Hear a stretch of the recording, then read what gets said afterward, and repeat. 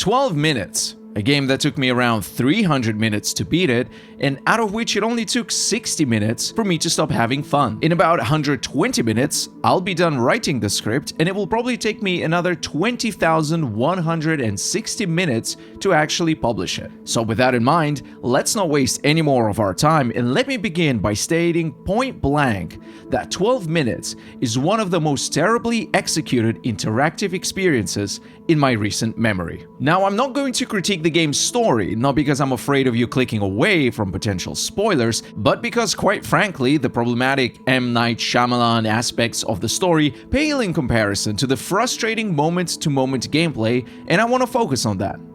So let's do this.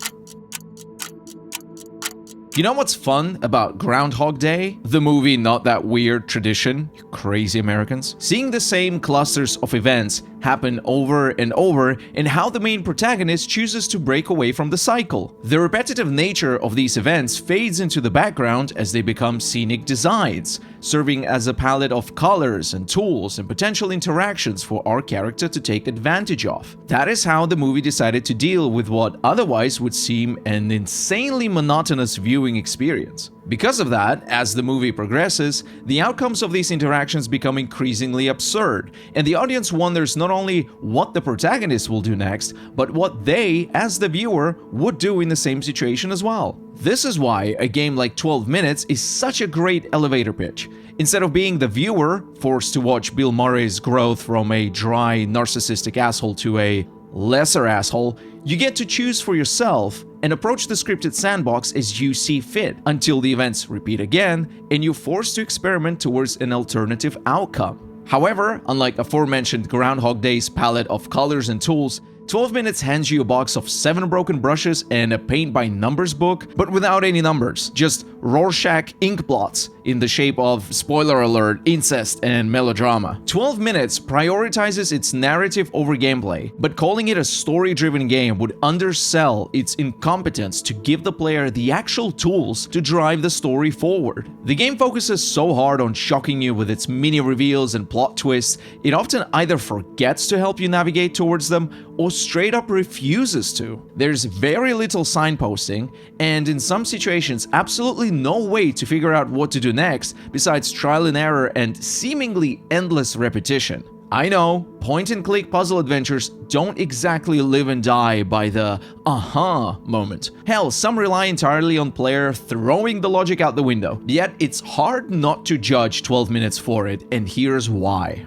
Whereas in a regular point-and-click, you'll be dragging random items onto a point of interest at your own pace until you solve it, in 12 Minutes you'll be repeating the same 4 to 6 interactions over and over again, hoping that the 7th interaction you have in mind is the right key to unlock the next loop. And again, you'll be doing this over and over and over again, loop after loop, error after error. You see, despite your ability to perform the last interaction in an astonishing variety of ways, the game only accounts for one correct instance of it, meaning you'll be stuck in the hamster wheel until you've figured out that one particular way the game wants you to act. For example, let's say you need to show that bearded Agent 47 a photo that's on your fridge. You take the photo, you put it in your pocket. When he arrives and handcuffs you, there's obviously no way for you to take out the photo. No, look at the picture, babe, give it to him. Sure. Shows I'm innocent. It shows I never killed anyone. Okay, in the next loop, you decide to give the photo to your character's wife, triggering what seems to be the game's approval dialogue. Your character tells his wife that she needs to hold onto the photo because he won't be able to show it to the alleged cop. Fair enough, but when the moment comes, she doesn't have enough time to show it to him either. So next loop, you place the photo on the table, which should be visible to this policeman, yet he ignores it. You rinse and repeat the process, thinking it was somehow your fault. However, a few loops later, you realize that the solution was actually leaving the photo on the fridge, the exact same place you found it. This one interaction is the antithesis of how a point-and-click adventure game should be designed. Yet 12 Minutes is filled with the strict expectations that prohibit positive outcome despite the player knowing exactly what needs to be done. What furthermore contributes to the overall feeling of aimlessness is the game's UI design, with the logic so strange it might as well be a bug. Though considering this game has been in the works since 2015, I feel the need to critique this aspect as a conscious decision and a design misstep. See, if you've played at least one RPG in your life, you'll know of the unspoken rule that the highlighted dialogue line should reveal new information or drive the plot forward, while a dimmed line is the one you've previously used and offers no new progression. 12 minutes seems to randomly mix these rules at will, especially towards the second half of the game. You'll see two lines, both dimmed, implicating that you've exhausted that dialogue tree in the previous loop, while in reality, one of them is the one and only key to progress in the loop. In the same way, dialogue options that you've used and seen to a climatic conclusion seem to reappear, highlighted at random, leading the curious players to failure states. As much as I'd like to give the developer the benefit of the doubt, this makes the entire presentation look clumsy at best and oblivious to its own dialogue tree design at worst. For a game that's so obsessed with time, 12 minutes shows very little respect to the players. Unlike its peers who aim for narrative choices and outcomes with streamlined design as a backbone,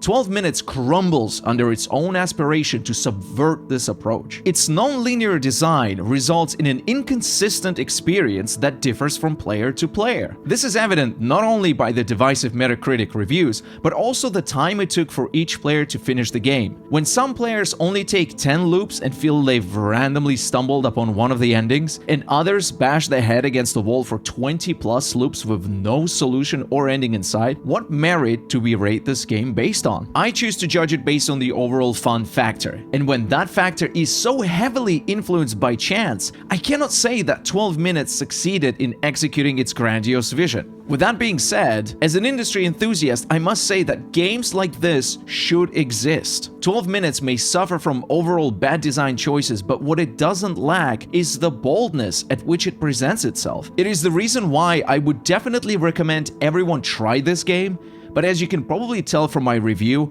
I'm not sure most of you will like it. Thank you so much for checking out my first ever video game review. If you liked it, give it a like.